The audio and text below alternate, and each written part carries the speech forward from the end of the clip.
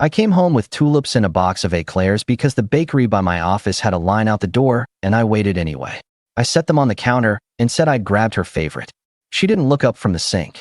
"Don't start," Jenna muttered, rinsing a glass that looked already clean. "I'm tired." "From what?" I asked. "The day off." It wasn't a day off. Short, flat. She dried the same glass twice and left it on the rack like a prop. I reached for a plate, moved the box toward her. "They're fresh," I tried. "Coffee's still hot in the thermos." "I'm not hungry." She stepped back like the eclairs might bite. "And stop hovering." If I'd known where that tone was headed, I would have saved my small talk and skipped straight to the part where I stop asking. She grabbed her phone off the counter. Thumb went to muscle memory. Swipe, lock, screen down. We'd been married long enough for that little move to hit like a slap. I didn't say anything. I poured myself coffee I didn't want and let her leave the kitchen first on purpose. "You free Friday?" I asked, following her into the dining room. "I booked a table at Riverwalk." "We haven't." "Can't." She pulled a toad onto her shoulder, already moving toward the door. "Girl's thing." "Another one." "It's not another one. It's the one we planned." No eye contact. "Don't wait up." "Noted." I slid the flowers into a jar because the vase was missing, like a lot lately, weirdly, and put the eclairs in the fridge. "I'll bring you one tomorrow." "Whatever," she said, and that was that. The last months had been a series of whatever. Cold shoulders, the dead face at dinner, the phone that lived face down. I used to chalk it up to stress. Then I ran out of excuses and started keeping score. She was on her girl's thing, so often the girls must have needed name tags. Calls at odd hours. Whispering in the kitchen with the door half closed. "It's work," she'd throw over her shoulder, even on her day off. And the night she got home late, smelling like a bar, she brushed past me saying, "Don't be ridiculous." And I stood there looking at her shoes and made another mark on the mental ledger. I tried to fix it the way you fix a crooked shelf. Dinners. A weekend in the mountains. I booked a couple's massage she canceled 20 minutes before with migraine. Everything bounced. One night, I opened our shared map app because I was looking for a hardware store, and her little icon wasn't where it should be. It was across town, down by the old industrial park where the city trails off into houses with big yards and boats on trailers. My thumb hovered. I told myself to breathe. Then I grabbed my keys. The backyard belonged to a beige ranch with a new fence. Motion lights washed the grass in hard white. I parked 2 houses down and walked the sidewalk like I belonged there. When I reached the hedge, I saw them. Jenna in a soft sweater I'd never seen, and a man in a work jacket. They stood close. His hand cupped the back of her neck like he'd practiced. Her face was turned up. It didn't need translation. My hands didn't shake often. They did then. I took one picture. That was enough. On the drive home, I replayed it until I hated my own brain. She came in near midnight with a bright hey, like she'd found $1 on the sidewalk. I asked how the night went. "Great," she said, kissing the air next to my cheek. "We had fun." "Right," I said. "Fun." I didn't sleep. In the morning, I called a private investigator whose card my buddy Ethan had once tucked into my wallet as a joke after his divorce. We met at a diner off the highway. The guy introduced himself as Rick, mid-50s, eyes that had seen every version of this story. "You already know," he said after I slid my phone across the table. "But you need it stitched up." "Exactly." "No speeches to her," he said. "You do that, they go to ground. Let me gather it clean. Photos. Times. Who he is. Then you choose your next move. And when you do it once." "Fine by me," I answered. "I don't like repeating myself." He nodded, like we'd shaken hands without touching. The next week was a performance. Jenna laughed at nothing. She texted in the bathroom. She was back late, 3 nights out of 7, and with the girls 4 out of 4. I moved out of the bedroom without ceremony. I took the guest room, set my alarm for 5, and stopped explaining my mornings to anyone. "Why are you sleeping in there?" she asked from the doorway on day 3, voice neutral like a customer service script. "Because I like sleep," I replied, folding a shirt into the dresser. "And I like not being woken up by a door at 1 a.m. So dramatic." "I can do dramatic," I said, meeting her eyes. "But I prefer simple." She scoffed and walked away. That night she came home before 10 and put a plate in front of me. Salmon, salad, the whole effort. She sat with her phone on the table, screen up, like a prop. "I overreacted," she started, stabbing at lettuce. "I've been overwhelmed. I shouldn't have been so distant." "Okay." I poured water. "What changes?" "What?" If it's overwhelmed, what changes? She blinked. You're making it weird.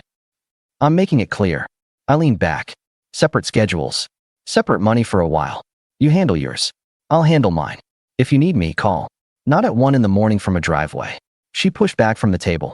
So you're punishing me. Setting boundaries isn't punishment, I said. It's clarity.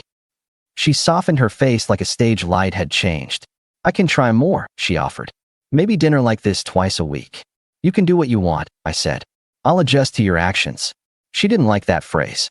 It didn't come with a slot to jam guilt into. 2 days later, Rick called. Got him, he said.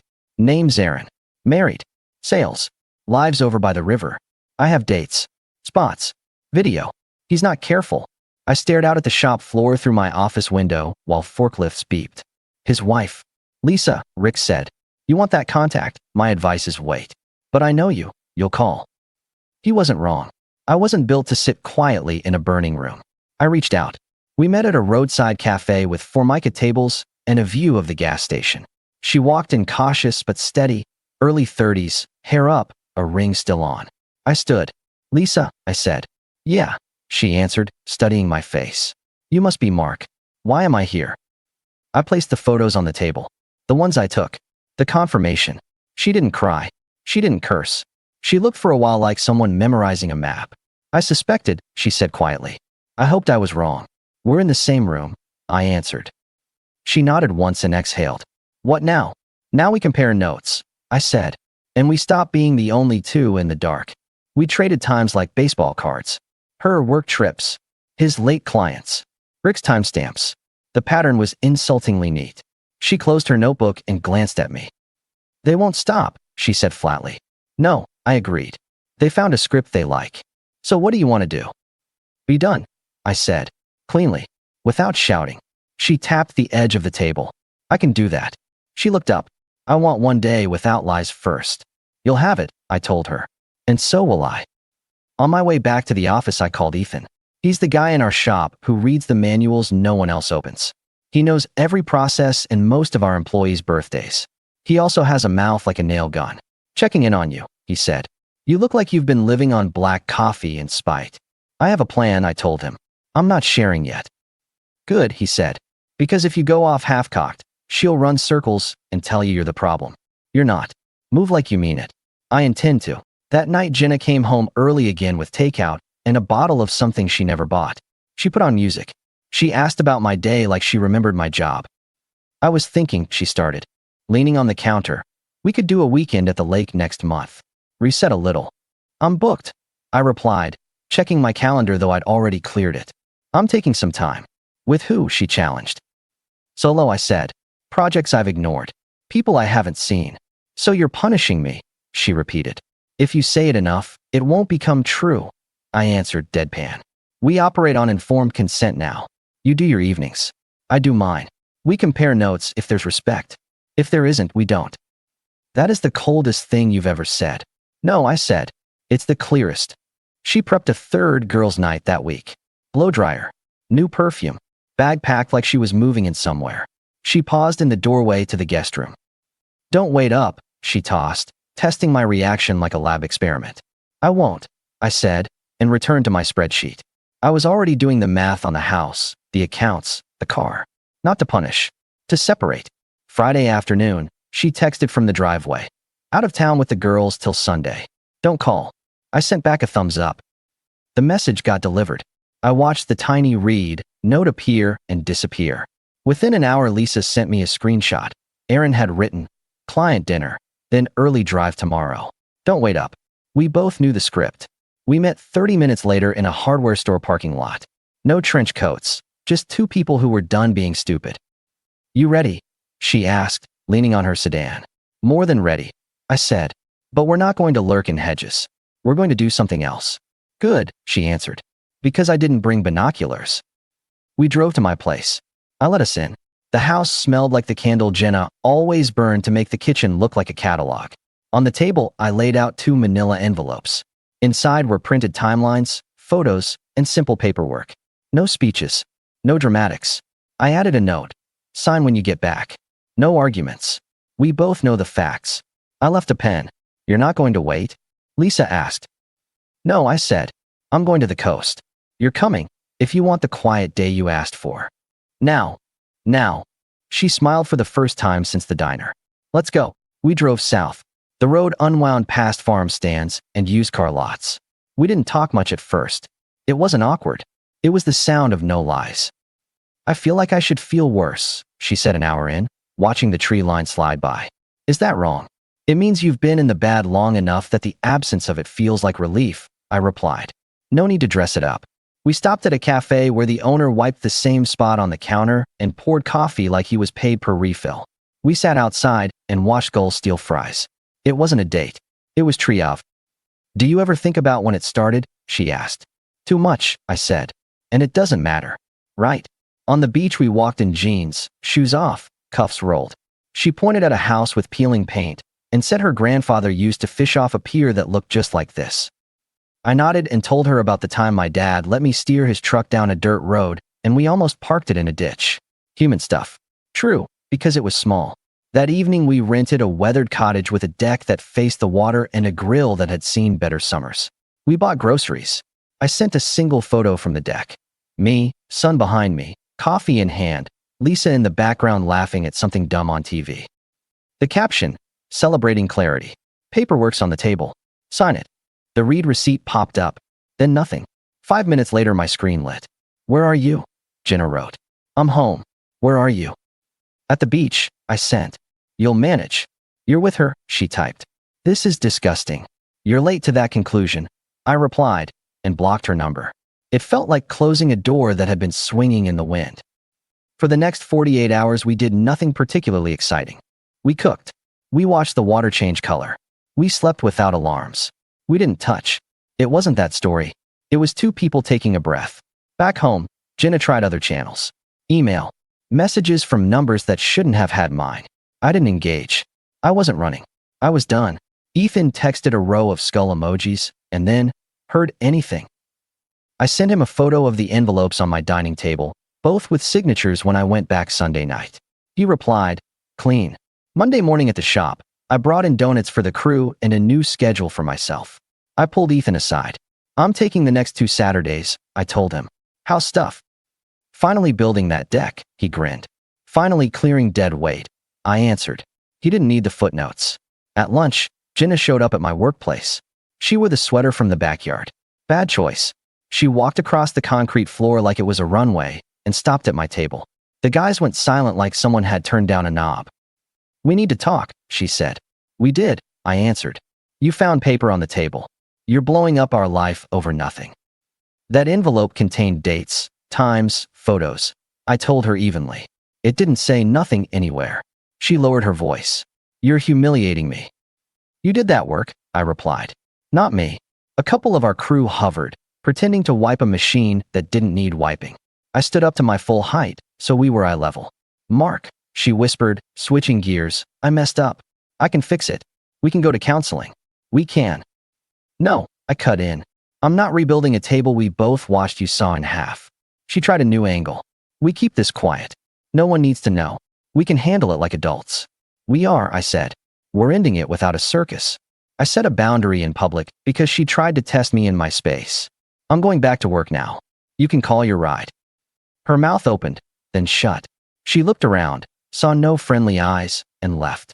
Ethan walked up and handed me a wrench. That was a masterclass, he said quietly. You didn't even raise your voice. I don't plan to start now. That night, there was a bag missing from the closet and a dent in a throw pillow like it had been punched. I slept in the guest room with the door shut. The next day, Lisa texted a check mark and a picture of her own table with papers on it. Signed, she wrote. No drama. Good, I replied. Keep moving. Jenna tried soft again. A casserole in the oven the night after. A note that said, we could try fresh. I can show up. I made a plate, ate it, washed the dish, and left the pan clean on the stove. I didn't respond to the note. The next morning she brewed coffee early and handed me a mug like a peace offering. I'm serious, she said. You're throwing away years. I'm throwing away disrespect, I corrected. Years are just a number. You can't end a marriage by leaving a file on a table, she snapped, the sugar voice dropping. I didn't end it that way, I replied. You ended it outside a beige ranch. She flinched. Not because she felt bad, Because I named the thing without embroidery. I picked up my keys. I have a meeting.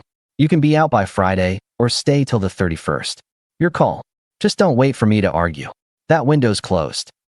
At the shop, I told HR to switch my emergency contact from Jenna to Ethan and my brother. I updated my beneficiaries. Adult moves. No meanness. Just lines. New world. Ethan said, watching me sign. You alright? I'm not a lamp, I said. I don't need to be alright to function. On Thursday, our neighbor Kayla, who runs the neighborhood Facebook page like it's her third job, waved me over. You okay? She asked, eyes sharp. I saw a car last week. Parked weird. Not yours. I'm making changes, I said. You need anything? Holler, she said. And for the record, you always took your trash cans in on time. That counts on our street. I actually laughed. Good to know. Friday came. Jenna packed. She moved like a person staging a scene. Loud zippers, sighs, half-closed drawers. She kept waiting for me to step into the script and ask where she was going, what she planned, how we could fix it. I didn't audition. Weekend with the girls, she announced from the hallway, bag on her shoulder. Don't wait up. Have a good one, I said, not looking up from my laptop. She hesitated. You don't even care. I care enough to stop pretending, I answered. Drive safe. She left a full minute of silence at the door like a final offer, and then closed it. I waited a beat, stood, grabbed my own bag, and headed for the coast. Lisa was already on the road. We had a plan, no talking about them for a day. We stuck to it. We walked the pier, bought coffee from a window where the barista said Han and meant it, sat on a bench and watched a father teach his daughter to throw a baseball with her whole arm instead of wrist. Life doing normal. My shoulders dropped 3 inches without me telling them to. On the second morning, we did the grown-up chores. We drove back to town separately, walked into our respective houses, and left the documents where they couldn't be missed. When I set mine down, I added a small stack of photos in the envelope, not to sting but to stop the story from growing legs. I put a sticky note. No texts. Use email if you must. Logistics only. We didn't stick around. I grabbed a bag, relocked the door, and left again.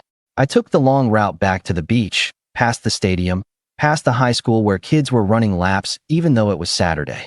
The phone buzzed in my console with a number I didn't recognize. I let it ring out. Another buzz, a text from Jenna's sister, then from a mutual friend who'd always taken Jenna's side like it was a charity. I blocked the numbers and turned up the air. Back at the cottage, Lisa had made pancakes. I burned the first one and pretended I meant to.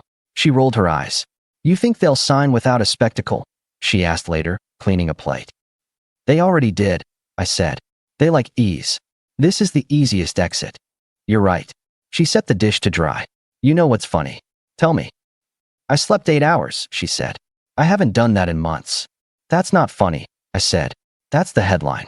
Monday morning I got up at 5 and ran the shoreline path until my chest reminded me I'm not 25. I fixed a cabinet door at the cottage because it squeaked and no one else was going to fix it. Then I drove back into town for work. On my desk was a padded envelope. Inside, Jenna's ring, the house key, a note with 3 sentences about mail and utilities. No apology. No story. Clean. At lunch, Ethan tossed me a bottle of water. So, I said, and showed him the note. Good, he nodded. Clean. How's the cottage? Quiet. Take it, he said. Stay there this month. Get your head straight. That's the plan. 2 weeks later, papers were done. No theatrics. I moved my clothes into a rental down the block from the shop, a 1-story with a small yard and a garage deep enough for a workbench. I bought a second-hand grill. I started going to Thursday poker with the guys again. People asked gentle questions. I gave short answers. No one pressed. Lisa and I texted sometimes. At first, it was practical, logistics about a storage unit, a recommendation for a good locksmith. Then it was not just that. It was a good song she'd heard on the radio, a picture of her niece at a school play, a link to an article about people like us losing weight from anxiety and then suddenly getting hungry again. I sent back a photo of the deck I was sanding and a video of Ethan trying to start a stubborn lawnmower with 30% patience and 70% sarcasm. We laughed. We didn't flirt. We let the quiet do its job. One Saturday, Jenna showed up at my rental without announcing herself. That was a mistake. She learned it fast. I opened the door and stepped onto the porch, closing it behind me like a human bouncer. We need to talk, she began. I made a mistake. I'm ready to make it right. You signed, I reminded. We're not walking that back. You're cold, she said, eyes wet but hard. You always were. You liked me fine when I waited in lines for pastries and booked weekends you canceled, I replied. This is me the same, minus the part where I ignored disrespect. She tried to step past me. I didn't move. Don't do that, I said. We're not going to start a new chapter where you drop by whenever you want. Email. Logistics. That's it. You're impossible, she spat. I'm consistent, I corrected. Good luck with your plans. She left with a noise like a chair scraping a floor. I watched her drive away and went back to sanding the deck.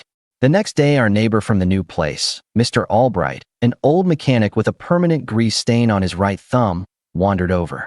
You're doing it wrong, he grunted, peering at my sander. You gotta go with the grain, not against it. Life's like that. Noted, I said, and he showed me a better way. Good men show you the thing and then let you do it. Weeks turned into a new routine. I cooked for one and liked it. I bought a used pickup with no car payment and more bed than I needed. I fixed the cabinet hinges that had annoyed me at the old house for a year because this time no one said, later. Lisa and I met for coffee after work one Tuesday because she was nearby and it felt normal. We talked about everything but them for an hour. When she stood to leave, she hesitated. Do you ever think, she said, that the two of them weren't the center of anything? That we gave them too much real estate? All the time, I said. I'm done paying rent on that. She smiled. Me too. A month later, she came by the cottage with a box of houseplants someone had given her as a "you got this" gift. She said they were going to die on her watch and maybe I could keep them alive. I lined them on the kitchen windowsill like a squad and promised nothing. We sat on the deck and listened to the same gulls argue about the same scraps. My phone buzzed, and I didn't even think to check who it was. It wasn't the center anymore. The last message I got from Jenna was a photo of a cat she'd adopted with a caption that read, "He hates me less than you do." I didn't reply. Hate isn't the word. Indifference is. It's quieter. My life filled in fast with normal. Saturday mornings at the farmer's market. Poker on Thursdays. A toolbox that stayed where I put it. Work that stayed at work. No extra duffel bags at the door. No apologies written like press releases. Lisa and I took a hike one weekend without telling anyone. No cameras, no proof, because the point wasn't to be seen. It was to keep walking. When people ask what happened, I don't give a speech. I say the truth. I stopped tolerating disrespect. I drew a line and stuck to it. The rest fell in place. The last time I saw Jenna was at the grocery store. She had a cart with a basil plant and 2 bottles of cheap wine. She glanced at me like I was a weather pattern she hadn't planned for. How's life? She said, fake casual. Better, I answered. Yours? Fine, she lied. We nodded like neighbors and moved on.